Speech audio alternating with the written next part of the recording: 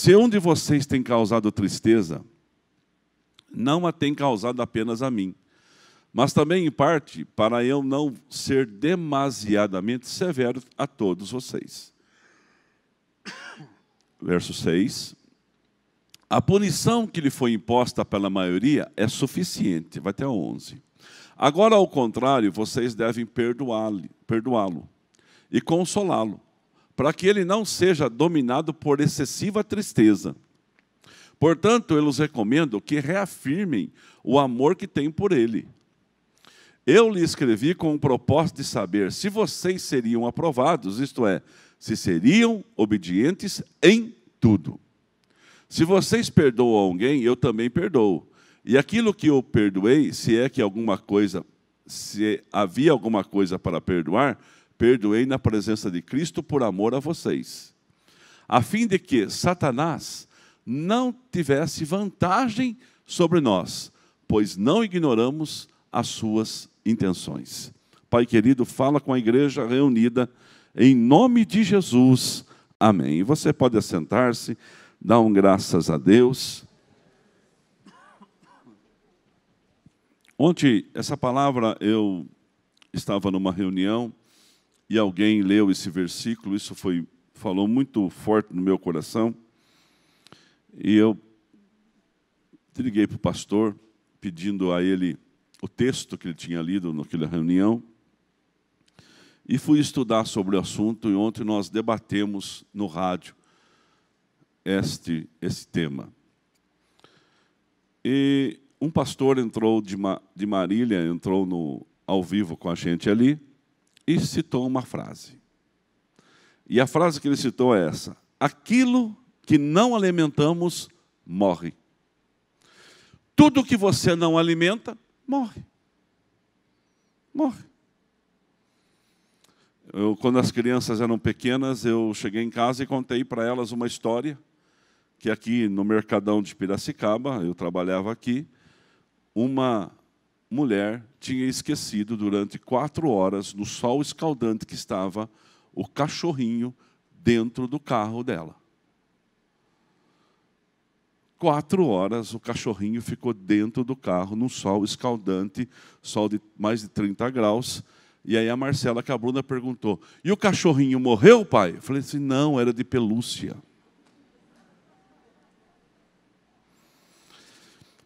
Ainda bem. Mas diz uma pessoa que quis acostumar o cachorrinho dele sem comer. Passou 2 semanas, foi perguntado para a pessoa assim: e o cachorrinho, como é que está? Ele falou assim: agora que estava acostumando, morreu. Ou seja, aquilo que você não alimenta, a tendência é que ele morra. Um sábio escreve uma frase, um texto, e diz assim que todo ser humano tem 2 cães dentro dele, ou 2 leões. Vamos colocar leões. Leão dá aquela sensação de força. 2 leões dentro dele, Rude. Um forte, um violento, um nervoso, um irado e um leão calmo, manso, tranquilo.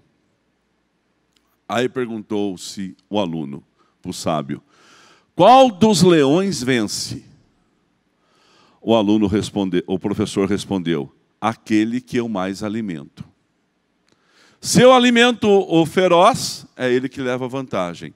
Se eu alimento o tranquilo, é ele que leva vantagem. Tudo que a gente alimenta tem sequência. A Bíblia diz assim que se cessar o fogo, cessa a contenda. Cessa as contendas. Então a gente tem que cessar no coração da gente algum tipo de fagulha que possa causar um incêndio. E as más conversações corrompem costumes. Temos que tomar cuidado também com essas coisas. Porque hoje nós podemos dar vantagem a quem já perdeu. Meu Deus, dar vantagem para quem já perdeu é muito para a minha cabeça. Permitir que um derrubado, um falido, um quebrado, um fracassado, um morador do inferno, que é Satanás, exerça vantagem nos filhos de Deus. Permitir que as portas do inferno, que não prevalecem contra a igreja, vença na nossa vida. E encontramos muitas pessoas que professam a fé de cabeça baixa. E existe porquês. Há uma frase de efeito. Por que que o para-brisa é maior que o retrovisor? Todo mundo tem carro, ou dirige ou conhece carro. No carro tem o para-brisa e tem o retrovisor. Por que, Dani, que o para-brisa ele é maior que o retrovisor? Porque a Ju vai traduzir aí para você das libras. Porque nós temos que olhar para frente e não para trás. Nós temos uma pista pela frente e às vezes gostamos de ficar olhando para trás. Da onde nós já saímos do lugar comum. Aqui na igreja de Coríntios, uma igreja difícil, Paulo escreve 2 cartas e pensou numa terceira, para a igreja de Coríntios. Ele pensa em escrever uma terceira carta àquela igreja ainda, porque aquela igreja precisava crescer espiritualmente, ela precisava de um avanço espiritual. E Paulo escreve 2 cartas, porque era uma igreja de difícil relacionamento. Era uma igreja que tinha alguns costumes. Um dos costumes era uma igreja que tinha muita conversação entre eles. E às vezes conversações que não levavam a lugar nenhum. Elas não edificavam, elas atrapalhavam o processo. Tem gente, irmãos, que faz reunião para marcar reunião. Meu Deus do céu. Conhece gente assim? Ele faz uma reunião para marcar uma reunião. Nós temos, irmãos, que ser um pouco mais prático na nossa vida. Tem certas coisas que não adianta só conversar. Tem que ter uma atitude. Temos que ter as atitudes da vida. E aí Paulo tem uma igreja em Coríntios difícil. E Paulo sai triste de Coríntios, ele era fundador da igreja, porque aquela igreja começou a achar que porque eles estavam numa cidade poderosa, não podia ter um pastor tão humilde igual ele era, tão simples igual ele era. Eles comparavam com os pastores de outras denominações, de outras cidades. Está vendo que o negócio não é novo, é sempre assim. E aí aquele pastor Paulo, o apóstolo Paulo, escritor de 13 cartas, eu coloco Hebreus para ele na conta, outros não colocam, mas isso aí não vai mudar nada a coisa aqui para nós. E Paulo escreve uma carta para eles, dura agora, porque Paulo estava fora e queria saber como andavam as coisas lá. E preocupado, aqui era preocupação pessoal com uma pessoa que tinha sido disciplinada. Essa pessoa tinha sido disciplinada e o fundador da igreja, o apóstolo Paulo, escreve a 2ª carta de Coríntios. Se você gosta de algumas confusões bíblicas, leia 1ª e 2ª Coríntios, você vai ver bastante. E na 2ª Coríntios, Paulo está agora corrigindo e perguntando a eles o que se passa com aquele irmão que tinha cometido um ato grave dentro da igreja. Paulo fala, aquele irmão já está na hora do perdão. Uns linkam esse irmão, eles buscam esse irmão, lá em 1 Coríntios 5, que tem um homem lá meio malandro, que tinha feito um pecado grave e tinha sido afastado. Mas não fala dele, não fala que é ele. Fala que tinha um irmão em Coríntio, que tinha sido disciplinado por um ato grave, E a igreja fez o certo. A igreja fez o certo. A igreja, ela repreendeu, ela afastou, ela suspendeu, ela colocou de banco, ela deu um comando para aquele pecador. Porque muitas vezes, irmãos, se não houver a disciplina no pecado exposto, existe o pecado escondido e o pecado exposto.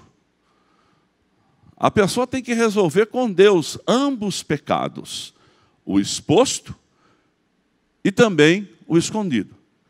Ela precisa resolver com Deus o seu pecado. Porque a Bíblia diz, acha para mim, fazendo um favor, rapidinho, é Provérbios 28:13. 28:13. Fala muito claro para a gente. Isso é uma coisa que a gente tem que resolver conosco mesmo. Ó, quem esconde os seus pecados não prospera, mas os que confessa e os abandona, encontra misericórdia. Então é o fato de confessar e abandonar. Existem duas coisas aí para que Deus possa alcançar a vida do crente. Então tem pecado que está escondido, mas tem pecado que fica público, irmão. Todo mundo fica sabendo, então aí a igreja tem que tomar uma posição. E aí, quando a igreja toma essa posição, ela dá um equilíbrio natural nas coisas. Se ela não o faz, se a igreja não toma uma posição, se ela não faz, o que pode acontecer é que Satanás leva vantagem. Porque aí começa a colocar no coração de um e de outro que existe uma forma de passar panos quentes em uma situação. E aí a coisa começa a andar, irmão. Você já viu isso? Nós já vimos isso. Ah, o pastor está protegendo porque ele é um grande dizimista. Irmãos, para mim, creia no que o pastor Toninho está falando. O maior dizimista desta igreja, é você. Porque dízimo é difícil e grande para todo mundo, é ato de fé. Porque todo mundo dizima 10%.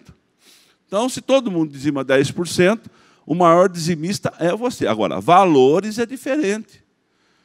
E é por isso que a Bíblia é santa e poderosa. Cada um contribui conforme a sua posse. A posse. Ou seja, você ganha o X, é sobre X. E assim por diante, você já entendeu. Então, graças a Deus por isso. E eu vou dizer uma coisa para você. Nós temos nesse lugar pessoas com rendimentos significativos, consequentemente, dízimos significativos. E já passou por aqui pessoas, no meu ministério, com dízimos significativos que não estão mais. E nem por isso a igreja deixa de andar. Porque é Deus que cuida dela. É Deus que abençoa. É Deus que protege. Irmãos, eu vou dizer uma coisa para você. Sabe quanto tempo demora o meu luto? Se demorar um dia, está bom. Eu estou falando luto de dificuldade, de percas, coisas que acontecem na vida. Ah, tem que partir para outras situações. Não adianta ficar chorando, irmão. Esses dias eu fui num lugar, o portão do condomínio abaixou em cima do capô do carro. Meu Deus do céu. Eu fiquei com vergonha alheia de ter deixado o portão baixar. Eu não vi o portão. Eu estava com muita pressa. E o portão baixou em cima, amassou o capô. Quando eu encostei o carro, as pessoas estavam perto e falaram assim, nossa, que prejuízo, né, pastor? Que prejuízo, né, pastor? Eu falei, prejuízo. Fiquei triste. Mas, graças a Deus, nem trouxe o carro aqui, foi num sábado. No domingo, nem vim com aquele carro. Na segunda-feira, Deus me deu graça de achar alguém para fazer o serviço.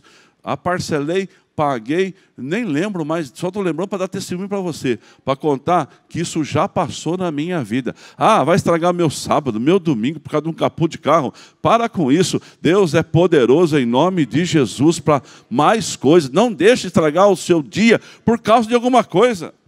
Lá em casa, de vez em quando, quebra um copo. Quando eu escuto um copo quebrando, eu já vejo lucro. Sabe por quê? Porque você vai ter que comprar outro. Dá glória a Deus por isso.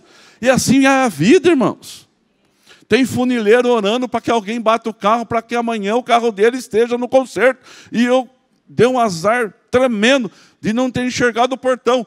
Deus abençoou aquele funileiro. É assim que funciona. Diz que encontrou-se numa selva um leão e um crente cheio do Espírito Santo. Deu de cara com o leão assim. O leão deu aquele urro violento. E o crente ficou olhando assim para aquele leão com o coração palpitando. Ele dobrou o joelho e começou a orar. Senhor, me dá o teu livramento, me dá um milagre, me livra, assim como o Senhor escondeu Daniel, me esconde desse leão. Daqui a pouco ele começou a escutar um barulho. Era o leão, de joelho dobrado com a mãozinha para cima. Obrigado, meu Deus, pelo alimento do dia. Faz parte da vida, estava na rua errada, no lugar errado, na selva errada, encontrou o leão errado, faminto ainda. Eu profetizo na sua vida, se você for enfrentar leões, que enfrente de barriga cheia. Então nós temos que ter uma atitude com pessoas que precisam ser disciplinadas. Mas também a disciplina não pode demorar a vida toda. A disciplina não pode ser para sempre, senão a pessoa desanima. Sim ou não? Paulo fala assim, coloca, acho que é o versículo 9, ele vai explicar para a gente isso muito sério. Irmãos, o caso aqui não deve ter sido um caso banal, foi um caso meio grave. 2 Coríntios 5, 9, chegou?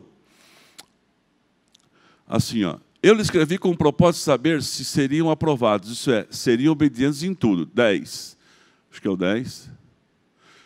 É o 7, volta, é o antes, bem antes, obrigado. Agora, ao contrário, vocês devem perdoar e consolá-lo, para que ele não seja dominado por excessiva tristeza. A pessoa vai acabar desistindo.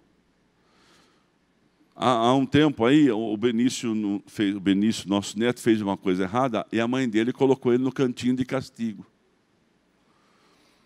Mas demorou 3 minutos, irmão. Perto de mim não ia ficar de castigo mais do que 5 minutos. Olha assim, falei assim, aquele molequinho que tinha assim. Fica ele olhando para a parede, dá dó. Já vão pôr na roda de novo. Não é verdade? Alguém já colocou seus netos de castigo perto de você aí? Já colocou? Perto não coloca, né? Uma hora que eu vi, vamos cuidar. Então, Paulo fala assim, ó, tem que perdoar. Olha só. Sabe por quê, irmãos? A repreensão desse moço deu resultado. Pois o homem se arrependeu. O resultado da disciplina é o arrependimento. A gente não quer humilhar quem já foi humilhado. Meu Deus, não é isso. Meu pai, quem já está humilhado, eu não preciso mais humilhar. Lembra daquela frase, ninguém chuta cachorro morto? Não precisa humilhar mais, mas só que a gente precisa disciplinar. Disciplinou? Agora tem um tempo. Então agora vamos restaurar. Por quê? Houve arrependimento no coração do disciplinado. O disciplinado se arrependeu. Propósito da disciplina: arrependimento, restauração. Então, propósito da disciplina. Qual é o objetivo que eu vou disciplinar alguém? Primeiro, é arrependimento da pessoa e depois a restauração consequente daquela pessoa. Outro propósito, seriedade da igreja. A igreja é séria. A igreja tem os seus princípios, a igreja tem a sua identidade. Então, a igreja tem princípio, ela é séria, ela tem a sua pureza. E outra coisa, o arrependimento disciplinado e a restauração. Só que depois entra o perdão. Agora tem que perdoar. Agora precisa liberar esse perdão. Segundo a correção, vamos perdoar. Olha o que diz Mateus 18:15. Mateus 18:15. É um negócio muito poderoso na Bíblia, que a gente tem que trazer para a nossa casa todos os dias. Isso diz assim a palavra, ó, se o seu irmão pecar contra você, vai a sós com ele. Mostre-lhe o erro. Se ele ouvir, você ganhou o seu irmão. Essa é a atitude do crente. Ele errou contra você, vai lá falar com ele. Com educação, com jeito, com maneiras corretas de falar com ele. Você vai lá e fala com ele. Se ele te ouvir, você ganhou. E se ele não ouvir? problema é dele. Aí segue o texto, lê o texto todo. Vai com testemunha, fala com ele com testemunha. E se ele não ouvir? Aí disciplina ele. Mas a gente tem essa opção. E aqui fala uma história, agora, como que eu tenho que perdoar o meu irmão? Mas o senhor não sabe o que a pessoa fez. Continua lendo Mateus 18. Continua lendo Mateus 18, 15. Aí você vai até o 35. Lá na sua casa, coloca o 35, Rafa, fazendo um favor. Lá na sua casa você vai ler. Aí fala assim de alguém que tinha uma grande dívida. Assim também lhe fará meu Pai Celestial, se cada um de vocês, deixa esse versículo um pouco, não perdoar de coração a seu irmão. Aqui fala de uma dívida grande, a pessoa é perdoada da dívida grande. Aí o perdoado da grande dívida tem uma dívida pequena para receber. E ele oprime a pessoa que tinha a dívida pequena. Quem tinha a dívida grande ficou sabendo, mandou chamar e falou assim: ei, pá, eu te perdoei agora de uma grande dívida, agora você não perdoa o seu irmão de uma dívida pequena? Quem está de brincadeira? Está de brincadeira? O que é isso? E aí houve uma disciplina, porque aí entra a palavra. Assim também, é Jesus falando, viu, irmãos? É Jesus que está dizendo aqui, ele que está falando. Assim também lhe fará meu Pai Celestial, se cada um de vocês não perdoar de coração ao seu irmão. Você vai ficar travado por falta do perdão. Você vai ficar amarrado por falta do perdão. Você vai ficar aprisionado por falta do perdão. E aí, irmãos, é o que nós não queremos. Primeira coisa, tirar o sentimento de vingança. Deixa Deus trabalhar. O que o homem plantou, o homem vai colher. O homem vai colher. A Bíblia fala assim: não fala que o seu irmão é louco, porque Deus pode não gostar.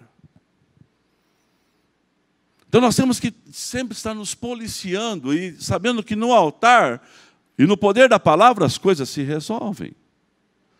Agora o inimigo levou vantagem, agora a gente vai tirar a vantagem dele. Fala comigo assim: tirando a vantagem do inimigo. Mais forte: tirando a vantagem do inimigo. Mais uma vez: tirando a vantagem do inimigo. Nós temos que tirar a vantagem de Satanás da nossa vida. Precisamos tirar essa vantagem. Ele não pode levar vantagem na nossa vida, de forma alguma. Porque quando ele leva vantagem na nossa vida, quando ele consegue o seu objetivo, sabe o que acontece conosco? Nós vamos andar em círculos.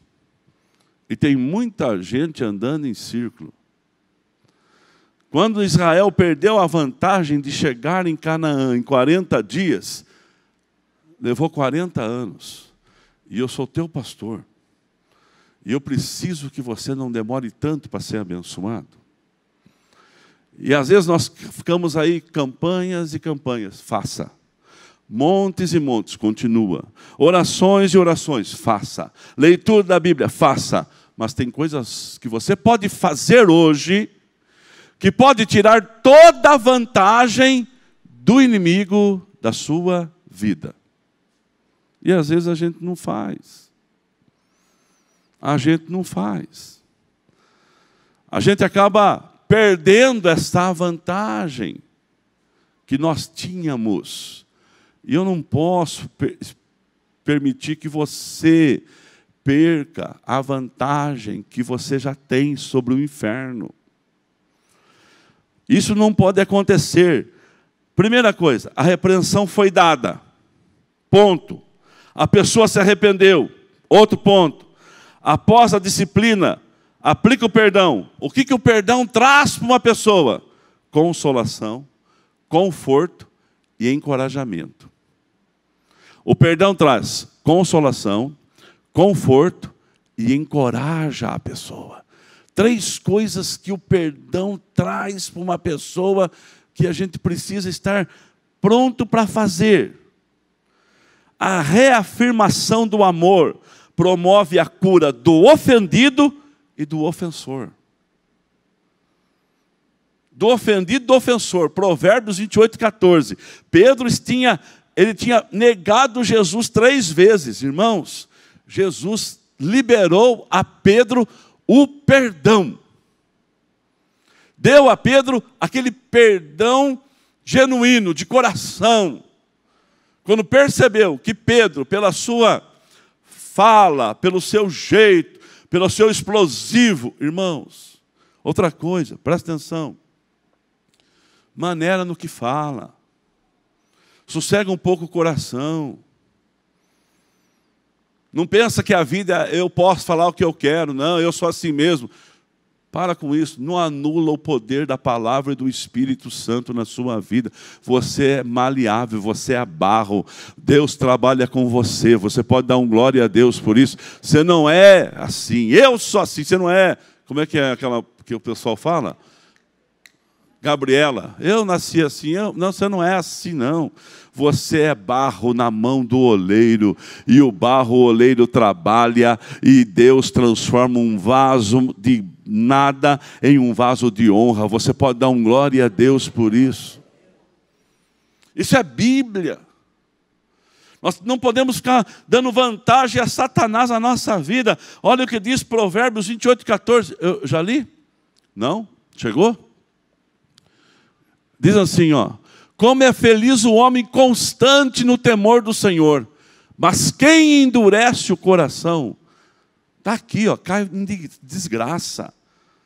Ah, mas se Deus não mudar o meu coração, pastor. Irmão, não é Deus quem tem que mudar, é você. É a sua palavra, é a sua atitude. Deus já deu a promessa, sim, para você. Agora, se aqui tivesse que ser uma atitude de Deus, Ele ia falar: como é feliz o homem que confia no temor do Senhor. E esse homem que depende do temor do Senhor, Deus vem com o seu poder, toca ali dentro do coração dele e tira aquele coração duro. Não está escrito assim, ó. Mas quem endurece, agora é atitude pessoal minha, sua. Eu não posso endurecer o meu coração. Eu trouxe uma regra para a minha vida e funciona. Eu não coloco o sol sobre a ira. Não manda nada para mim de coisas agressivas à noite, porque eu vou ligar para você à noite para resolver isso. Eu não vou dormir entalado. Eu não durmo entalado. Não, mas de jeito nenhum. Eu ligo até te atender. Por isso que eu não fico vendo muita coisa, para não ter que responder muita coisa. Porque se for alguma coisa que eu não vou responder para magoar, para ofender. Eu vou responder para curar o meu coração e o coração de quem ofendeu. E outra coisa, notícia boa, irmãos, a gente dá toda hora. Notícia ruim, não passa a noite para a pessoa não pode fazer nada. Tem gente que dá notícia ruim 10 horas da noite, vai fazer o quê 10 horas da noite?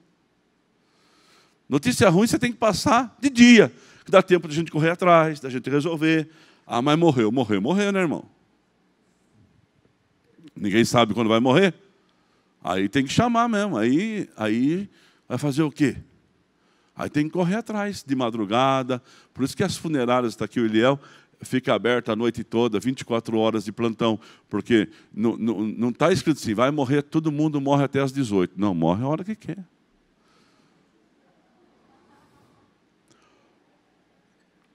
A hora que Deus chama, né, Isa?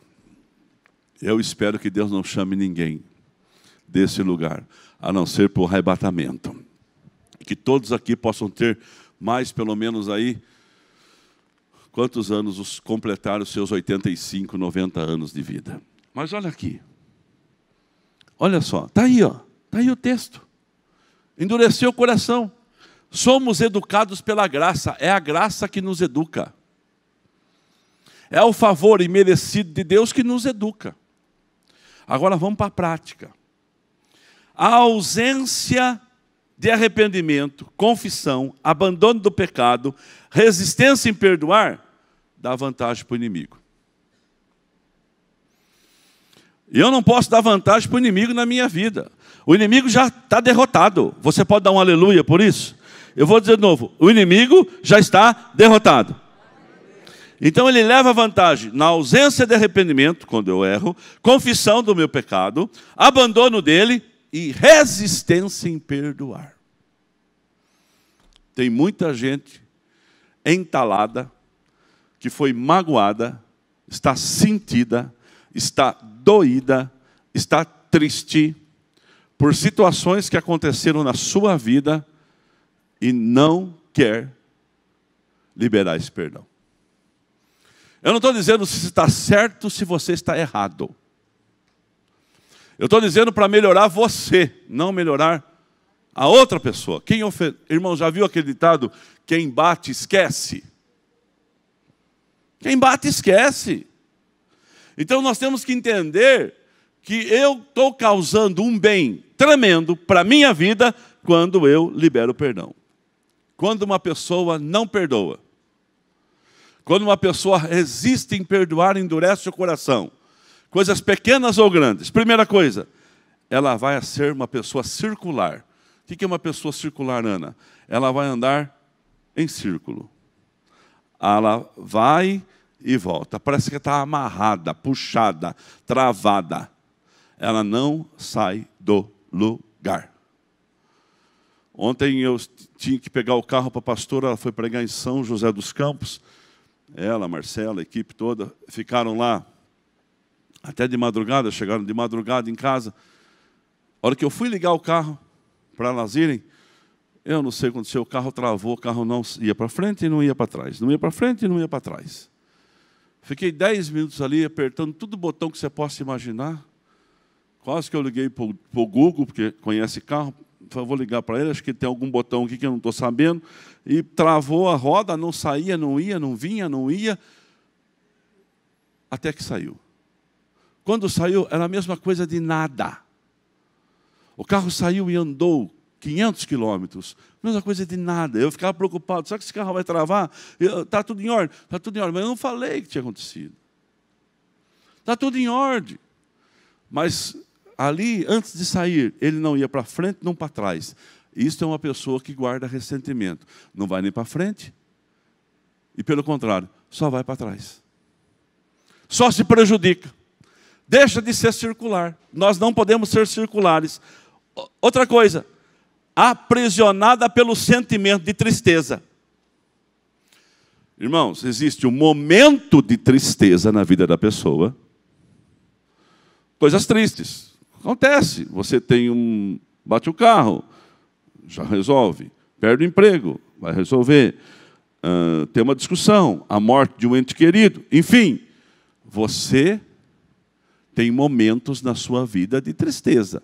Agora, os momentos de tristeza não podem ser eternos na nossa vida. Nós não vamos ficar o resto da vida triste, cabisbaixo, angustiado. E essa tristeza vai tomar conta que a gente acorda triste, dorme triste. Eu estou triste porque eu estou triste. Irmãos, comece a colocar louvor na sua boca e libera alguma coisa aí para o inimigo não levar essa vantagem sobre a sua vida.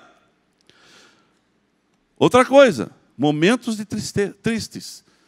Você precisa começar a meditar. Uma das coisas boas que os estudiosos, os médicos, psicólogos, psicanalistas falam, quando uma pessoa tem momentos grandes de tristeza, ela precisa tirar um tempo para meditar, para pensar. Então começa a pensar em muitas coisas boas, mas pensa também na palavra de Deus.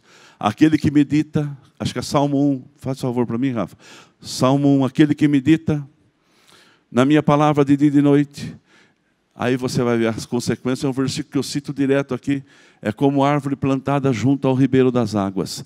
Medita na palavra. Ela vai trazer força, esperança para a sua vida. Quem crê vai dando graças a Deus. Ao contrário, a sua satisfação está na lei do Senhor e nela medita dia e noite. Olha o versículo 3 para quem faz isso. Olha a resposta. É como árvore plantada à beira de águas correntes. Você é uma árvore plantada à beira das águas correntes. Não dá vantagem para o inimigo na sua vida, que Deus já te deu a vantagem. Você está lá na frente. Nós não podemos perder essa porque um pneu vai furar, alguma coisa vai acontecer. Não, eu estou crendo em nome de Jesus que Deus vai colocar atitude no meu e no seu coração e nós vamos tirar toda a vantagem. Quem crê vai dando graças a Deus. Está aí o versículo. Tudo que ele faz prospera. Irmãos, olha, levanta a tua mão assim, olha para ela e fala assim: irmão, olha a promessa que está sobre a sua vida.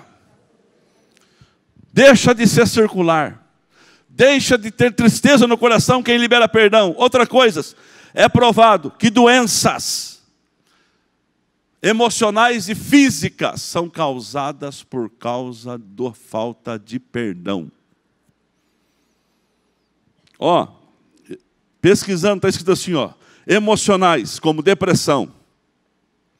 Se você tem dor no corpo, terrível, dores musculares, terrível, e você não é atleta, você está com o seu organismo tudo em ordem, funcionando, você não praticou muito exercício físico, demasiado para ter aquela dor muscular, mas você está com dor muscular, acorda com dor nas costas, não é só colchão não, irmãos. Não é só banco de carro não, filho. Não é só a postura não, irmão. Dores musculares é provado cientificamente que tem muito a ver com falta de perdão. Outra coisa, hipertensão e até câncer. É desenvolvido pela falta de perdão.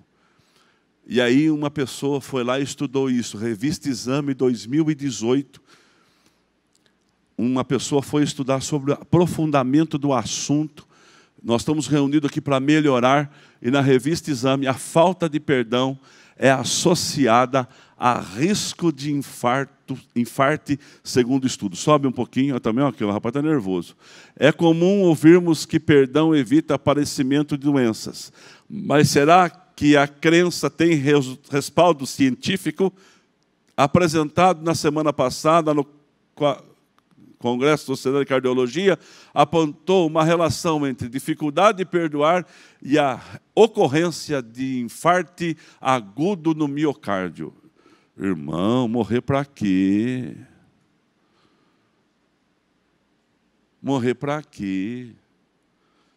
Eu quero profetizar na sua vida. Eu já disse aqui um dia que eu quero dar trabalho para morrer. Eu não quero só dizer morrer. Tinha um bêbado no velório, estava no velório assim, chegava alguém, falava assim, nossa, morreu que nem um passarinho. Morreu. O outro falava, morreu que nem um passarinho, e o bêbado estava lá só olhando. Daqui a pouco chegou um e falou assim, você sabe do que morreu a pessoa? Pedrada.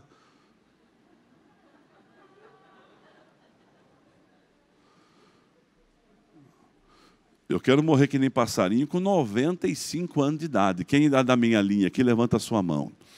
Receba essa bênção, Shima. 95. Agora vai guardar para quê? Ó, infarto no miocárdio.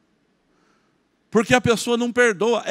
Tem respaldo científico. Ó. Nos 130 pacientes responderam a 2 questionários elaborados pela psicanalista. Um para avaliar a disposição para o perdão e outro sobre espiritualidade e religiosidade. Algo que, segundo Suzana, interfere na disposição para perdoar. E aí, segue, você pode procurar isso aí, pode subir. Olha lá. Assim, a pesquisa também avaliou os efeitos da espiritualidade. Não foi avaliada nenhuma religião, irmãos, foi coisa científica. E provou que, quando eu não perdoo, eu tenho mais risco de morrer infartado. Sai para lá, Satanás. Morrer daquilo que Deus não planejou para a minha vida, por atitude que eu posso tomar. Não. Outra coisa, e nós estamos terminando.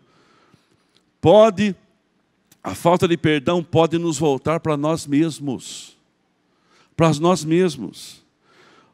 Terceiro, mina a energia. Mina a força.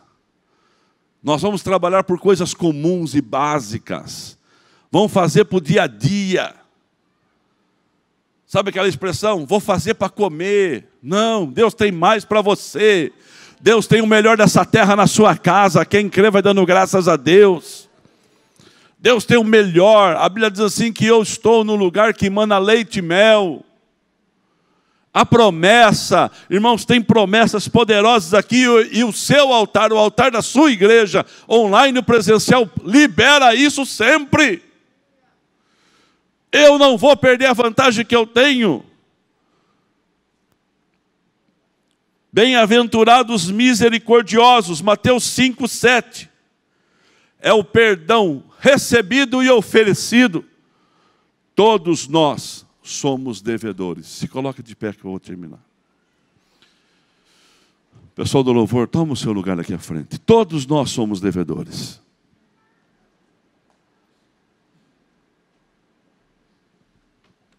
Você tem uma lista de pecados que você apresenta a Deus e Deus não rejeita você. Eu tenho uma lista de erros que Deus olha para mim e fala assim: esperava mais de você. Esperava mais de você. Deus tem uma lista que olha para mim e fala assim: Toninho, até tu? Até você? Mas aí eu vou debaixo da misericórdia de Deus. Eu vou lá ao pé da cruz, como você, e peço perdão dos meus pecados. E o céu me ouve, me restaura, me abençoa, assim como você. E uma grande conta minha é perdoada. Uma grande conta nossa é perdoada. E aí alguém me faz mal. Alguém te faz mal. Alguém te prejudica. Alguém fala coisas que não sabe a teu respeito. E você não pode ficar respondendo para todo mundo. Você não se arrumar confusão com todo mundo. Para quê? Às vezes eu não vejo, mas alguém me mostra. De verdade eu não vejo, mas alguns pastores me mostram, pessoas me mostram postagem de alguém, de pessoas. A primeira coisa que eu pergunto antes de ver a postagem, porque eu não quero que não enche o meu coração, porque cada um sabe o que faz. Eu pergunto assim: quantas curtidas tem?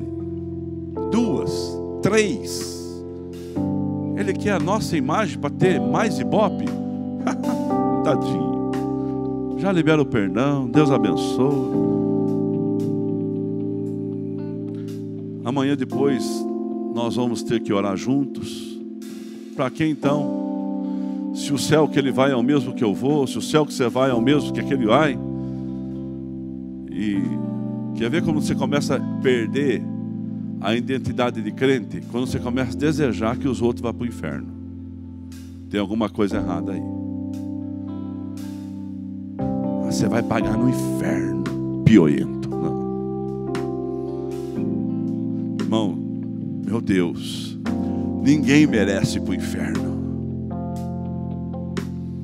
Pastor, se alguém fizer um mal para o senhor tão grande, já fizeram.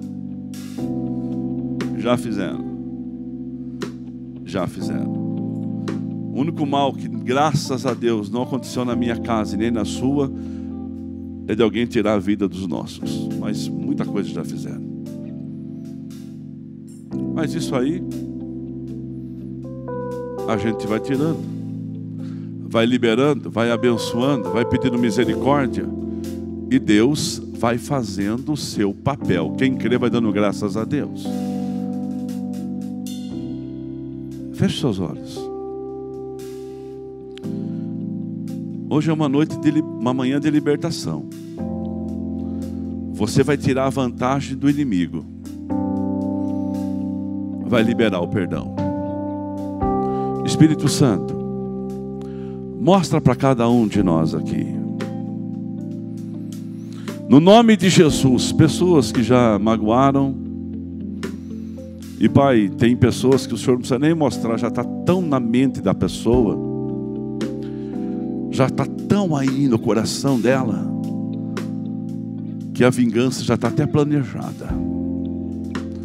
Mas é o Espírito Santo que trabalha, é Deus que trabalha na nossa vida.